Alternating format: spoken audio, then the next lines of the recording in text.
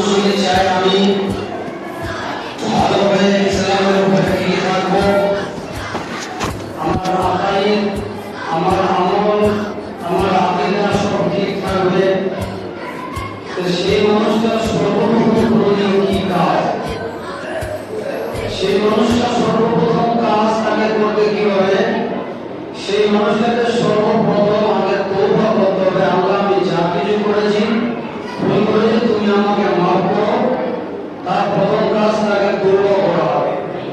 তওবার মাধ্যমে আকীদা গঠন করবে, তার আমল ঠিক হবে, তার সমস্ত যাবতীয় যা কিছু সমস্ত সে ঠিক করে নিয়ে নতুন ভাবে সে জীবন চলা আরম্ভ করবে। তাকে প্রথম কাজ করতে হবে তওবা।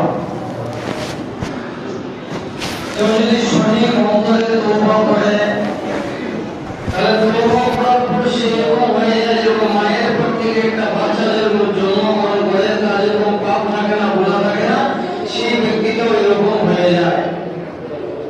হাদিসে রয়েছে যে আকারাই মিনাল যামবি কামান লা যামবা, তওবা করে এরকম সে যেন গুনাহই করে। তার সর্বপ্রথম কাজ তওবা। তওবার হুকুম কি জানেন? তওবা মানুষের জন্য ফরজ এবং ওয়াজিব, ওয়াজিব এবং ফরজের কাছাকাছি। কিরকম ফরজ ওয়াজিব আমরা সকলেই জানি, কেউ যদি কুফরি কালাম বলে তার জন্য তওবা করা ফরজ নয়, তার সাথে কাফের থাকলো। তাহলে কোন সময় তওবা ফরজ হয়ে যায়, কার জন্য ওয়াজিব হয়ে যায়, আবার সকলেই বেশি হলো। তওবা হচ্ছে মানুষের সর্বপ্রথম কাজ। তওবা কিভাবে করতে হয়? তার তিনটে জিনিস বর্ণনা করা হয়েছে। তিনটে জিনিস যখন একত্রিত জমা হবে, বাস্তবে সে তওবাকারী হবে। যখন কোনো মানুষ কোনো গুনার কাজ করে, সে চোখ দিয়ে হোক, কান দিয়ে হোক, মুখ দিয়ে হোক, হাতের দ্বারা হোক, ও যখন বুঝতে পারে যে এই কাজটা আমি গুনাহ করছি, সঙ্গে সঙ্গে ওই কাজ থেকে বিরত থাকা।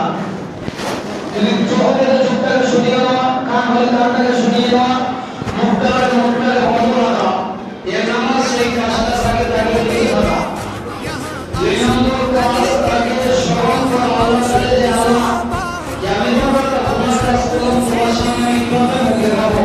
আল্লাহকে সামনে রেখে আল্লাহকে